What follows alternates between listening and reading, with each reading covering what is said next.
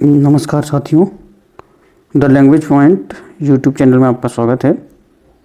आज हम 12th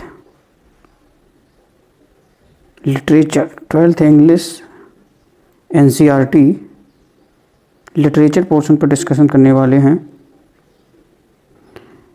जिसका प्रोज सेक्शन का पहला लेसन है the last lesson. The last lesson पे आज हम डिस्कशन कर देंगे क्या है इसकी समरी, क्या कहानी रही, क्वेश्चन आंसर से और एक्सरसाइज आज हम पूरा डिस्कस करेंगे। तो 12th NCERT the last lesson आज हम डिस्कस करेंगे। द अल्फोंस डाउडेट द्वारा लिखा गया ये लेसन है। राइटर कौन है? Alphonse Daudet, the last lesson. चलिए थोड़ा अबाउट द ऑथर देख लेते हैं कि अबाउट द ऑथर में क्या बताया गया है। अल्फोंस डाउडेट 1840 से 1879 वाज ए फ्रेंच नॉवलिस्ट। ये एक फ्रेंच नॉवलिस्ट थे। कहाँ के थे? फ्रांस के थे। फ्रेंच नॉवलिस्ट थे, शॉर्ट स्टोरी राइटर यानी उपन्यासकार और कहानीकार थे। कहाँ के ऑथर जो अल्फोंस डाउडेट हैं, इनका पीरियड जो टाइम पीरियड क्या 1840 से 1897 तक रहा और ये फ्रेंच के नॉवलिस्ट थे और शॉर्ट स्टोरी राइटर थे, यानी कि नॉवलिस्ट, उपन्यासकार, शॉर्ट स्टोरी राइटर थे। The last lesson is set in the days of Franco Prussian war 1870 to 1871। ये जो लास्ट लेसन जो आपका टाइटल है, lesson set in the days of, कब की कहानी बता रहे हैं कि ये फ्रैंको पर्शियन वार और फ्रेंच और पर्शिया का जब वार हुआ था 1870 से 71 के बीच, ये हिस्टोरिकल इवेंट है।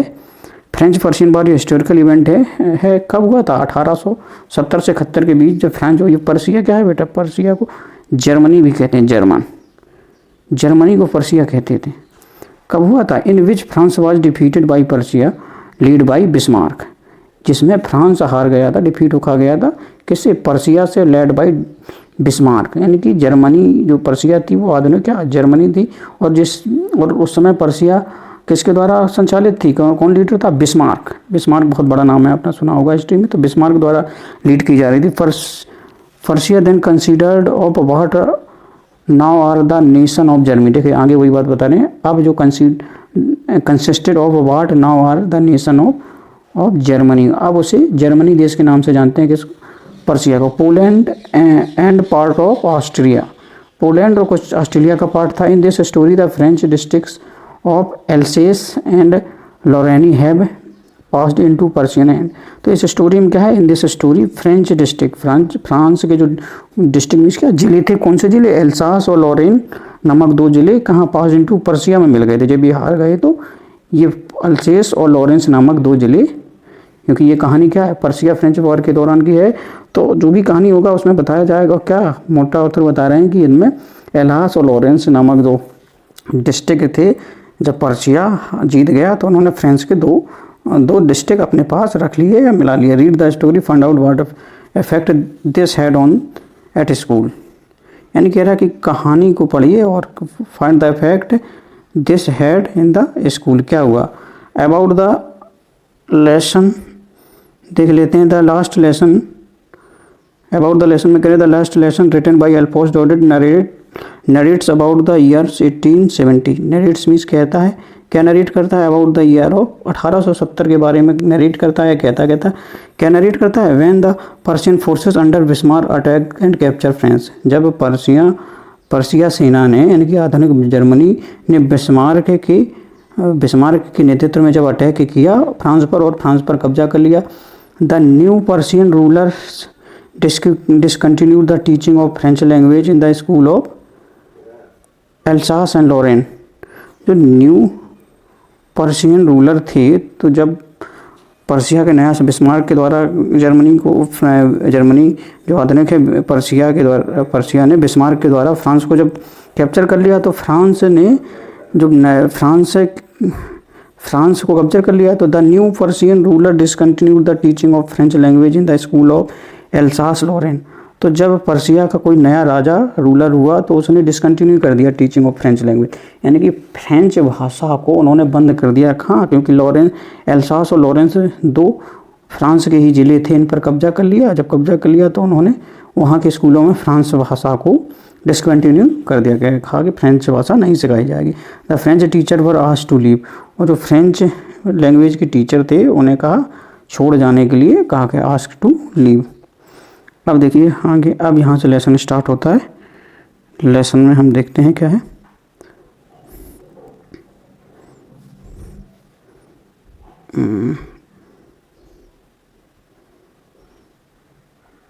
अब सही है। I started for school very late that morning and was in great dread of scolding. Was a great dread of scolding, especially I started for school very late morning and was great dread of scolding, especially because M. Hamill had said that he would question us on participle. तो क्या कह रहा है कि I started for school very late morning, यानी कि सुबह मैं अपने स्कूल के लिए बहुत लेट शुरू हुआ, यानी कि तैयार होना जाने के लिए बहुत लेट शुरू हुआ। And was a great डीट of scolding, और मुझे स्कोल्ड मीन्स का डांट फटकार की भी बहुत अधिक डर था।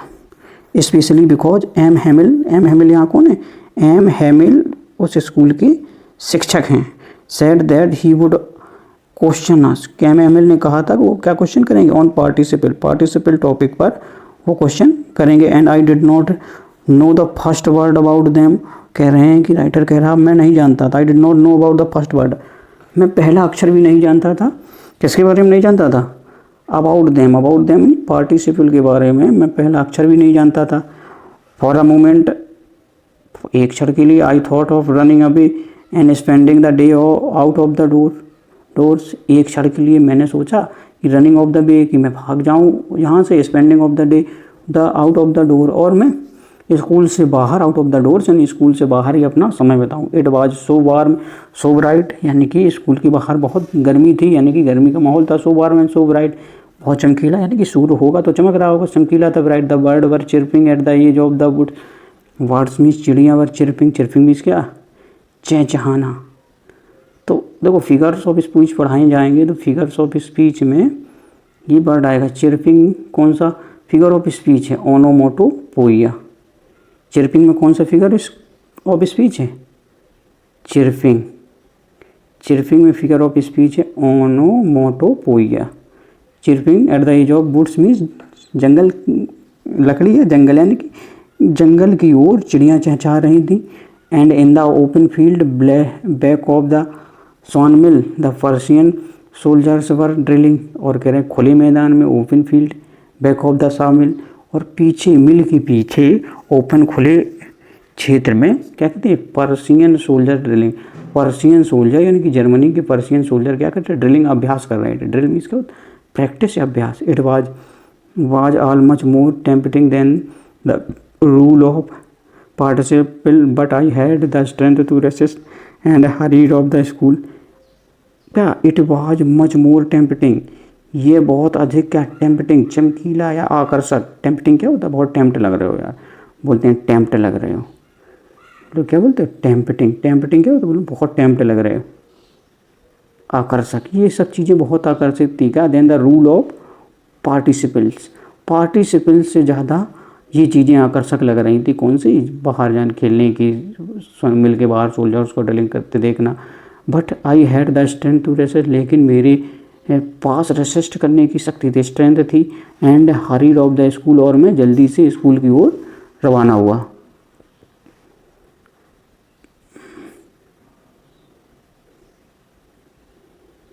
When I passed the town hall, where was a crowd in front of the bulletin board?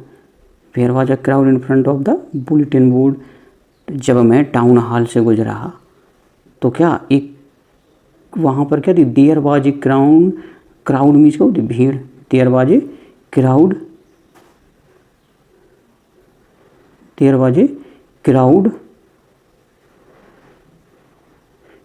Crowd in front of bulletin board. Town hall में एक बुलेटिन बोर्ड लगा था, यानी कि श्याम सूचना देने वाला बोर्ड लगा था टाउन हॉल में।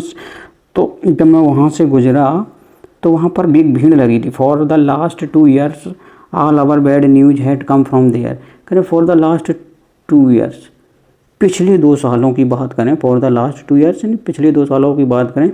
All our bad news come from there, हमारे लिए जितनी भी बुरी खबर थी सब कहाँ से आई थी? ऑल आवर बुलेटिन बोर्ड, क्या कह रहा है राइटर, जो भी बुरी खबर थी कहाँ से आई थी, क्वेश्चन अब यहीं से क्वेश्चन समझना, क्वेश्चन बन जाता था where where all writers bad news come from, तो क्या bulletin board place in town hall, यानी कि पिछले 2 साल से जितनी भी बैड न्यूज आई थी कहाँ से आई थी, बुलेटिन बोर्ड से। द लॉस्ट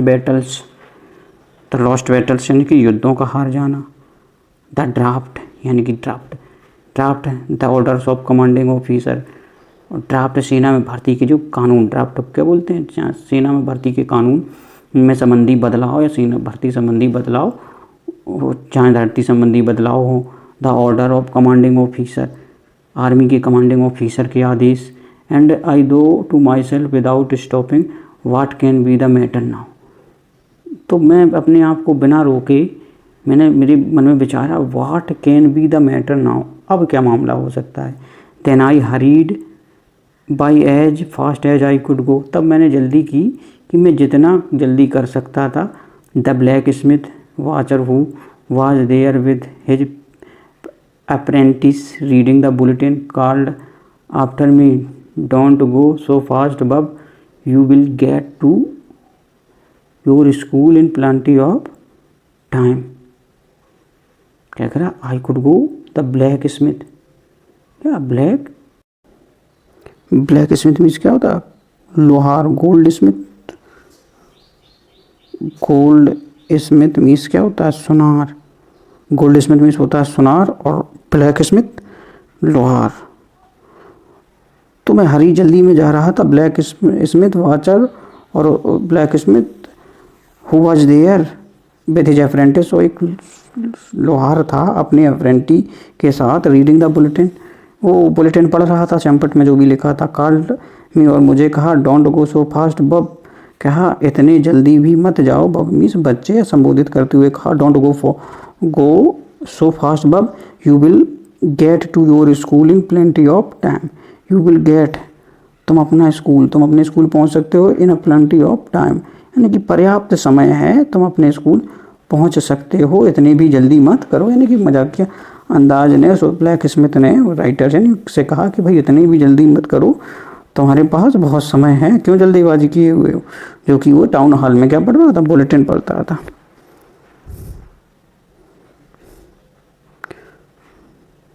दो he was making fun me, I thought he was making fun of me, मैंने सोचा, मुझे लगा कि वह मेरा मजाक को बना रहा है। Reached M Hamel's little garden all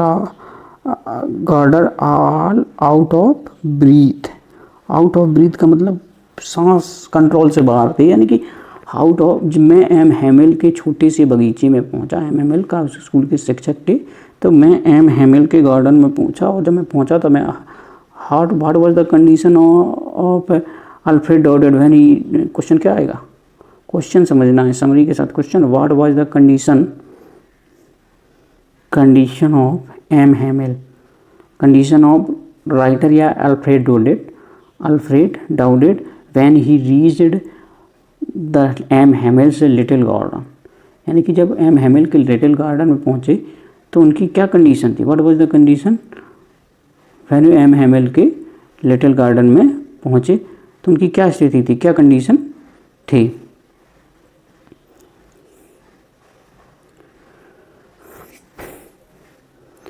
out of breathe कैसी थी, जब एम हेमिल के गार्डन पहुंचे तो सांस उनकी फूल रही थी, out of breath. Usually when school begin, यानी कि साधारणतः जब स्कूल शुरू होता है, there was a great bustle which could be heard out in the street, बहुत ज़्यादा noise, bustle means great bustle means कि नॉइस, बहुत ज़्यादा आवाज़ रहती है, विच कुड बी हियर जिसे सुना जा सकता है, हियर मीन्स क्या सुनना, इन the street the opening and closing of desk, यानी कि डेस्कों का ओपन होना बंद होना, लेसन रिपीटेड इन यूनिशन, यानी कि लेसन का एक साथ पढ़ना सभी के, वो भी एक साउंड होता है। Very loud with our hand over our ears to understand better, तो ये सब चीज़ें बहुत अच्छे से समझने के लिए होती थी। And the teacher great ruler rapping on the table, जो शिक्षक था तो उसका great ruler rapping on the table, ruler means यहाँ उसके छड़ी की बात हो रही, ग्रेट रूलर रैपिंग, और टेबल पे छड़ी को रैपिंग हुए अपने डंडे को, स्टिक को थपथपाने की भी आवाज़ आती थी। But now it was also still, लेकिन ये सभी अब क्या था, शांत था, रुका हुआ था। I had counted on the commotion to get my desk without being seen. और मैंने आई हैड काउंटेड, मैंने गिना कि या सोचा कि क्या commotion to get to my desk without being seen, मैंने सोचा मैं बिना किसी को बताएं, बिना किसी को देखे अपने डेस्क पे पहुंच जाऊंगा। But of course that day everything had to be quite as Sunday morning, लेकिन वास्तव में ऑफ कोर्स क्या होता है, वास्तव में इन रियल दैट डे, क्या that day everything had been to be as quite as Sunday, यानी कि उस दिन सभी कुछ इतना क्वाइट मीन्स क्या, शांत था, जैसे कि संडे को होता है। संडे मॉर्निंग, संडे की सुबह के दो द विंडो आई सा माई क्लासमेट, मैंने खिड़की से अपने क्लासमेटों को देखा, साथियों को देखा। Already in the place, in their place, वो पहले से अपने स्थान पर थे। And M Hamel walking up and down with his terrible iron ruler under the arm, और M Hamel up and down, आगे पीछे होकर वॉकिंग कर रहे थे with his terrible iron ruler in arm, और उनके भयानक यानी कि लोहे की छड़ उनके हाथ में थी, इन हिज आर्मी हाथ में। I had to open the door, I had to, देखो ये भी एक प्रयोग होता है, यूज ऑफ ट्रांसलेशन में पढ़ाएंगे जब कहाँ भी प्रेशर पड़ता है, प्रेशर वाले सेंटेंसों में हम क्या हैड टू उपयोग करते हैं। I had to open the door and go in before everybody, और मुझे क्या, राइटर कर रहा, मुझे दबाव महसूस होते हुए मुझे गेट खोलना पड़ा, go to the before everybody, और सबके सामने जाना पड़ा। यू कैन इमेजिन, आप इमेजिन कर सकते हैं, how I blushed and how I frightened I was, इनमें कितना डरा हुआ था और कितना सहमा हुआ था, आप महसूस कर सकते हैं।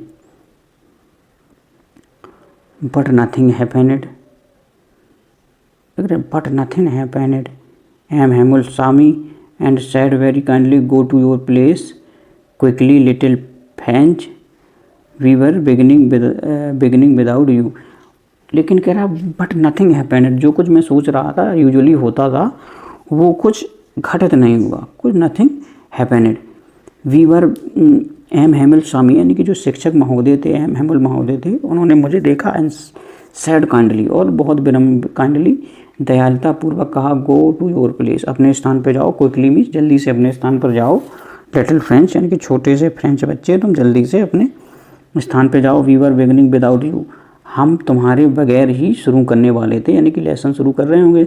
तो ये एम हैमिल साहब हैं, उन्होंने कहा कि अपने स्टैंड पे बैठ जाओ, मैं तुम्हारे बिना ही शुरू करने वाला था। आई jumped over the bench and set down at my desk, I jumped over the bench, मैं जंप के साथ प्रीपोजिशन क्या लगा रहे हैं, जंप के साथ प्रीपोजिशन क्या लगती है, जंप के साथ प्रीपोजिशन लगती है ओवर, जंप पे नहीं कि जंप का ओवर, तो क्या आई जंप्ड ओवर द बेंच, मैं बेंच के ऊपर से कूदा and set down at my desk, और मैं अपने डेस्क पर सीट पर बैठ गया।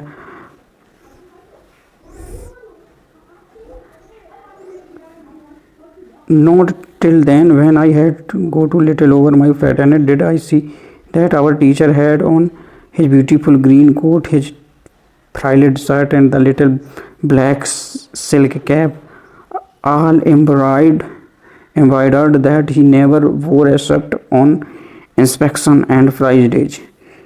Now till then I had to go little over my fraternity, यानी कि मुझे और थोड़ा बहुत डर महसूस हो रहा था। I see that, मैंने देखा, our teacher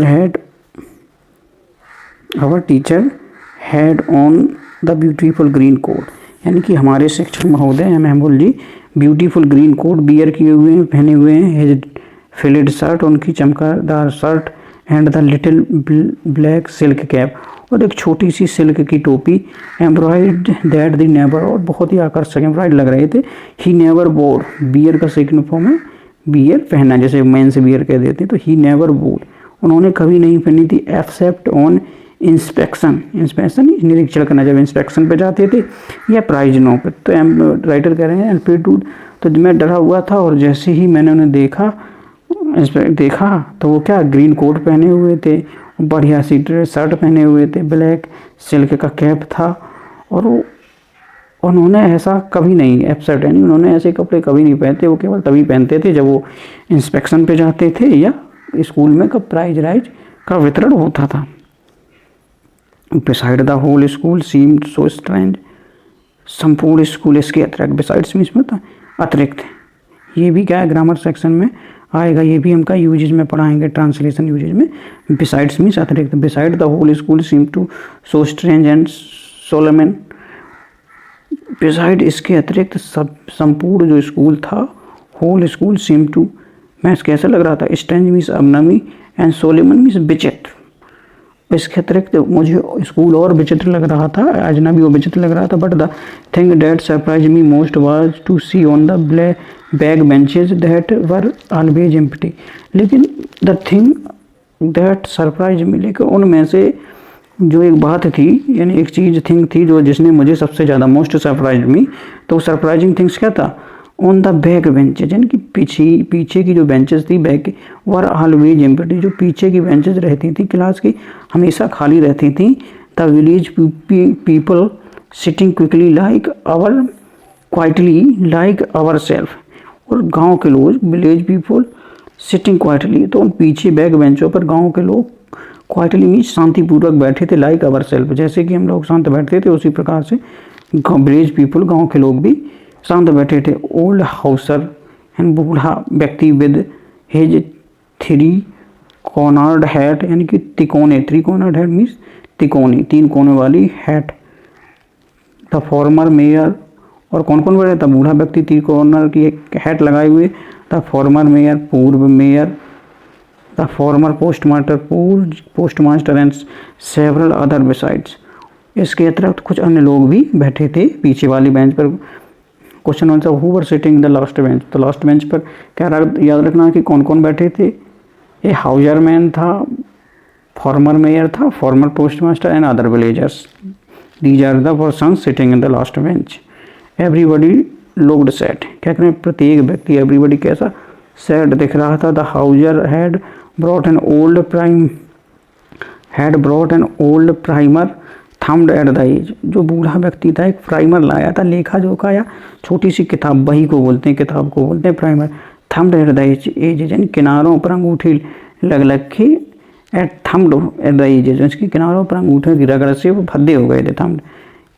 he held it open on his knees, तो उसने अपने नीज पर, held it open his knees यानी कि घुटनों पर रखकर इसे ओपन किया, with his great spectacles laying across the pages, और उसके चश्मे से, अपने चश्मे से उसे देखने लगा। तो क्वेश्चन क्या द लास्ट सीट पर कौन कौन बैठा था, हाउजर मैन था, Houser old man, farmer postmaster, farmer mayor, ये लोग लास्ट सीट पर बैठे हुए थे। और किस व्यक्ति पास हुआ है जब प्राइमर, किस व्यक्ति के पास प्राइमर थी, तो हाउजर मैन के पास क्या थी, प्राइमर, ये समझना है इसमें, यहाँ से क्वेश्चन निकल के आते, हाउजर मैन के पास था कि प्राइमर थी, तो वो लोग पीछे की सीट पर बैठे हुए थे। तो आज ये फर्स्ट पार्ट रखते हैं इसका, क्योंकि वीडियो बड़ा हो रहा है इसलिए फर्स्ट पार्ट रखते हैं। अगले पार्ट में इस लेसन को हम फिनिश कर देंगे, या एक पार्ट और बताएंगे तो उसमें क्या एक्सरसाइज पूरी कर लेंगे। तो आई होप आप लोगों को समझ में आया होगा, और अगर नहीं आया है तो कहीं पे कमेंट बॉक्स में करके बताएं किस जगह पे समझ नहीं आया। नमस्कार।